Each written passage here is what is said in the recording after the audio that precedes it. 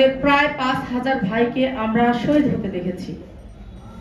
আমার ডানে, আমার বামে, আমার সামনে, আমার পেছনে যে ভাইটির হাতে হাত ধরে মিছিল করেছি, পরবর্তীতে তাদের লাশ হিসেবে আমরা পেয়েছি। আমার যে ভাইগুলো সাথে মিছিল করেছি, সেই ভাইগুলো রাতের অন্ধকারে দিনের আলোতে হারিয়ে গিয়েছে আমাদের মাঝ থেকে। তারা এখন পর্যন্ত ফিরে আসে নাই, প্রায় ২,০০০। ওই ইলিয়াস আলীর সহধর্মিনী এখনো দরজাতে কলিং বেলের আওয়াজ পেলে হয়তো বা ভাবে তার স্বামী হয়তো দাঁড়িয়ে আছে গেটে। চৌধুরী আলমের মা এখনো দরজার দিকে তাকিয়ে থাকে, তার ছেলেটি হয়তো ঘরে ফিরবে।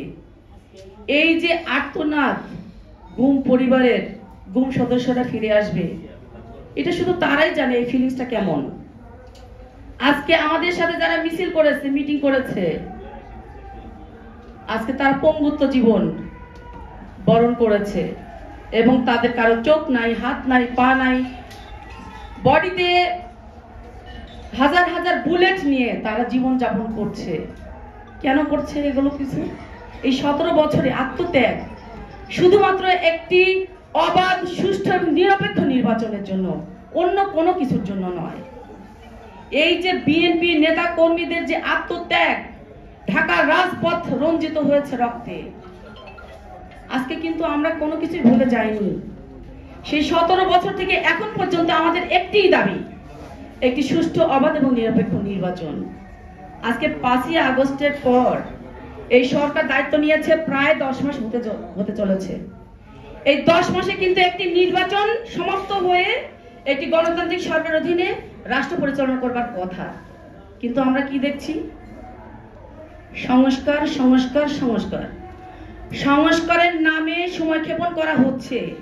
আসলে যে কি সংস্কার করবে এটাই তারা জানে না, এবং আমরা জানি না যে কি সংস্কার করবে, কিন্তু শুধু শুধু সংস্কার সংস্কার সংস্কার করে ১০ মাস অতিবাহিত হতে যাচ্ছে।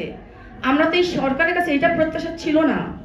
আমাদের প্রত্যাশা ছিল তাদেরকে ফুলের মালা দিয়ে আমরা বরণ করেছিলাম, শুধু একটি কারণে, যে তারা একটি নির্বাচন দিবেন, সুষ্ঠু একটি নির্বাচন দিয়ে একটি গণতান্ত্রিক সরকার প্রতিষ্ঠিত করবেন। আমরা তার ধারে কাছে ওনাদেরকে দেখতে পাচ্ছি না। আমরা কি দেখছি? আসিফ মাহমুদ সজীব ভুইয়া, তার এপিএস, তিনি একজন উপদেষ্টা, এনসিপির উপদেষ্টা। তার এপিএস দেখছি ৪০০ কোটি টাকা দুর্নীতির দায়ে তাকে দুদক থেকে তাকে ডাকা হয়েছিল, তার সবকিছু সিজ করা হয়েছে, তাকে বিদেশে যেতে বাধা সৃষ্টি করা হয়েছে। এই হচ্ছে বর্তমান বাংলাদেশের প্রেক্ষাপট। তারা সরকারেও আছেন, তারা আবার নির্বাচনকে কিভাবে প্রলম্বিত করা যায়, এনসিপির কথা মতো সরকার চলছে। আমরা কিন্তু এই আমাদের যে প্রধান উপদেষ্টা, তার উপরে আমাদের অগাধ বিশ্বাস, আমাদের অনেক প্রত্যাশা। উনি বিশ্ব নন্দিত একজন ব্যক্তি, উনার কাছে আমাদের প্রত্যাশা একটাই, উনি বাংলাদেশকে সঠিক পথে পরিচালিত করবেন।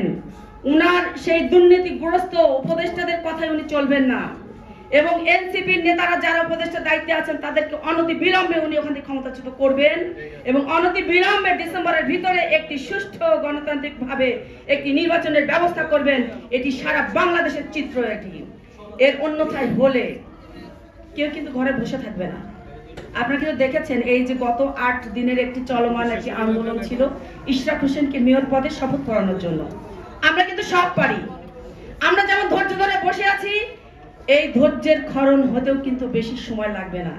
তাই অনতি বিলম্বে এই প্রধান উপদেষ্টার কাছে আহ্বান জানাবো, অনতি বিলম্বে একটি সুষ্ঠু, নিরপেক্ষ এবং গণতান্ত্রিক ভাবে একটি নির্বাচনের মাধ্যমে আপনি জননন্দিত হয়ে থাকেন আমাদের মাঝে, এই প্রত্যাশা।